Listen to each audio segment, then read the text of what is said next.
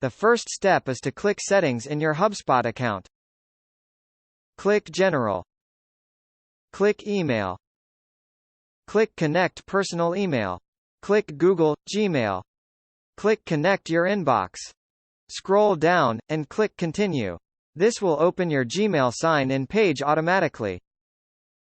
Select the email you'd like to connect. Scroll down, and click Allow. This will take you back into HubSpot automatically.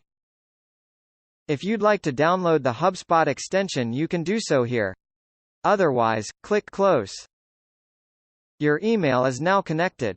If you don't see it, just reload the page. That's it, you're done.